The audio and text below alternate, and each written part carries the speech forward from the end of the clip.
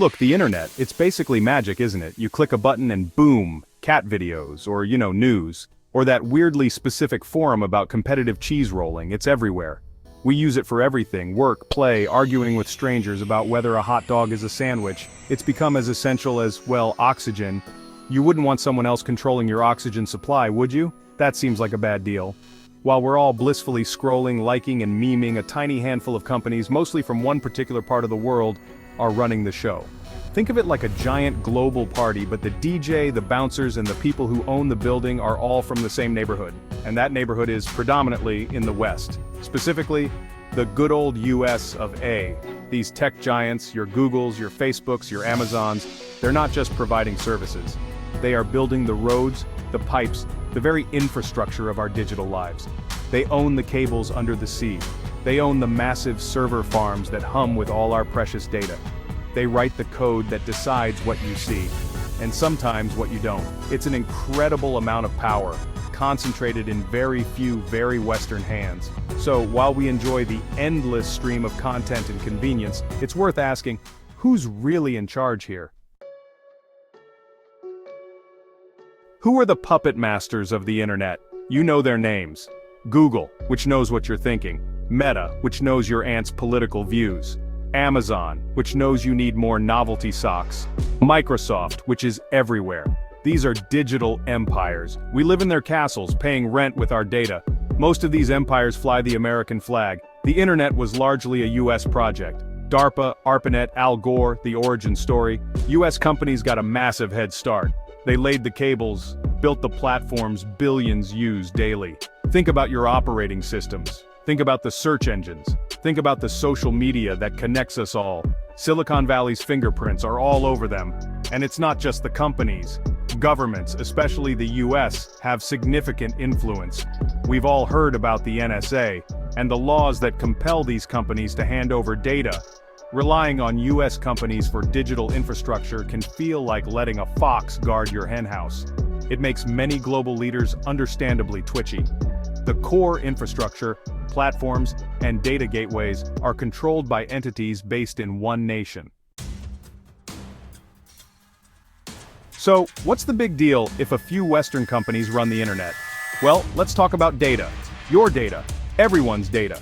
A colossal amount of global data flows through servers in the United States. This means information often ends up under American jurisdiction. It's like sending all your mail through a single foreign post office. You'd hope they're just sorting it, but you can't be sure. This data flow isn't just about privacy, it's about sovereignty. National sovereignty means a country makes its own rules. But what happens when those borders become digital? Who decides what content is acceptable? Who decides how data is used or monetized? These tech giants make astronomical profits. And where do those profits go? Back to their home country. Relying on foreign infrastructure means you're vulnerable. Now let's talk about BRICS. That's Brazil, Russia, India, China, and South Africa. These aren't small players on the world stage. Combined, they represent a huge chunk of the global population and a significant portion of the world's economy. They are, in many ways, rising powers, looking to assert their influence and carve out their own paths.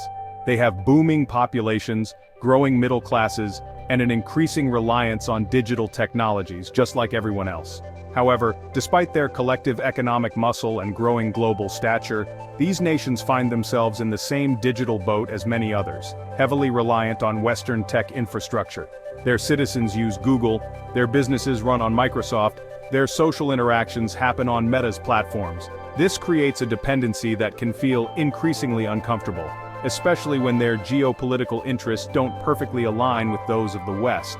So why should BRICS specifically be thinking about building its own internet, or at least a significant parallel digital infrastructure? Well, for starters, they have the motivation, a desire for greater autonomy, and to reduce vulnerabilities. They also crucially have some of the resources. China already has a highly developed, largely separate digital ecosystem. India has a booming tech sector. Section 5, Fortress, BRICSnet, the upside of digital walls, enhanced security. Okay, so let's say BRICS actually goes ahead and builds this BRICSnet. What's the big win? Well, number one on the list, and it's a big one, is security. We're talking about national security, economic security, and even personal data security for their citizens. Right now, as we've established, a lot of their digital traffic and data passes through systems controlled by or accessible to foreign powers. That's like having your most sensitive government meetings in a room you know is bugged. A BRICS-controlled internet infrastructure would mean that data generated within BRICS countries could, theoretically, stay within BRICS countries, or at least be routed through systems they trust and manage. This would significantly reduce the risk of foreign surveillance and espionage. Imagine, if you will, a digital communications network where the governments involved are reasonably sure that another, potentially rival government isn't listening in on every call or reading every email. Then there's cybersecurity. With their own infrastructure, BRICS nations could develop and implement their own cybersecurity standards and protocols tailored to their specific threats and needs. They could coordinate responses to cyber attacks more effectively without having to rely on or report to external entities whose priorities might differ. It's about taking control of their digital defenses. Section 6. Beyond security, economic windfalls and cultural echo chambers, the good kind. Security is great, obviously. Nobody wants their digital lunch money stolen by hackers or their state secrets plastered on WikiLeaks. But the benefits of a BRICS-controlled internet go way beyond just digital defense. Let's talk about money, because money makes the digital world go round too. Building and maintaining their own internet infrastructure would mean a massive investment in local technology and talent. That means jobs, people, good high-tech jobs, in their own countries, not just in Silicon Valley or Seattle. Think about it, developing new hardware, software, data centers, and cybersecurity solutions. This would stimulate local innovation and create a whole new ecosystem of tech companies within the BRICS nations. Instead of sending billions of dollars to foreign tech giants for services, that money could circulate within their own economies, fostering growth and development. Data, often called the new oil, could be refined and utilized locally, creating value that benefits their own citizens and businesses. It's about building their own digital industries from the ground up, rather than just being consumers of someone else's. Section 7. A seat at the big table, geopolitical clout in a digital age. So we've got security, we've got economic benefits, we've got cultural preservation, fantastic. But there's another, perhaps more potent advantage to BRICS having its own internet infrastructure, geopolitical leverage.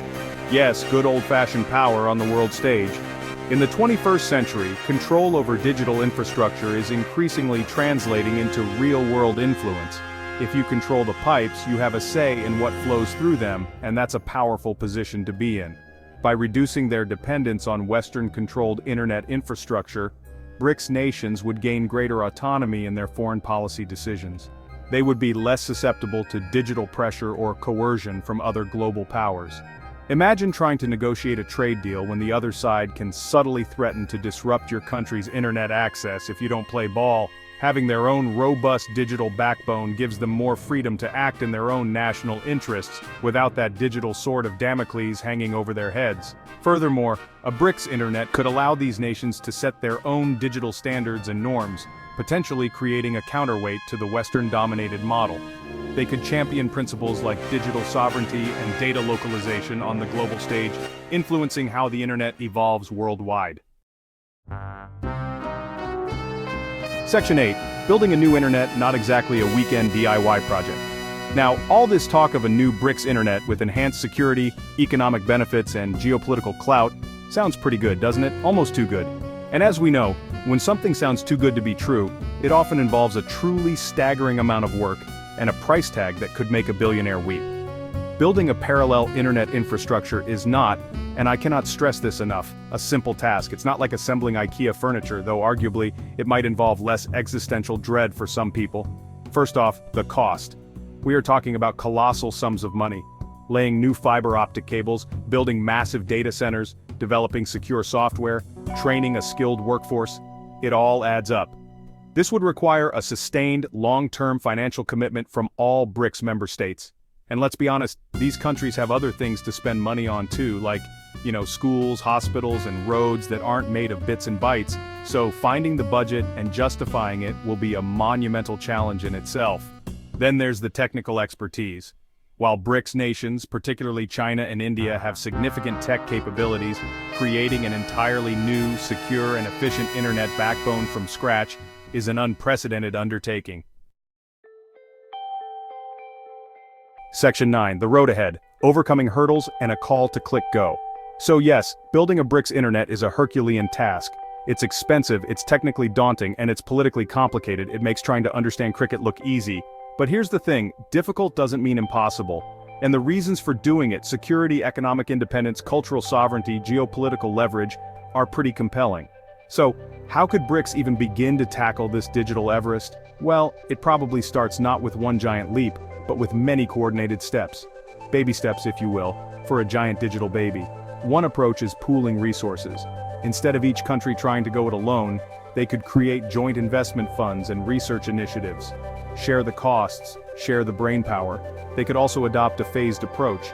Start with critical infrastructure projects like secure communication links between their governments and key industries, and gradually expand.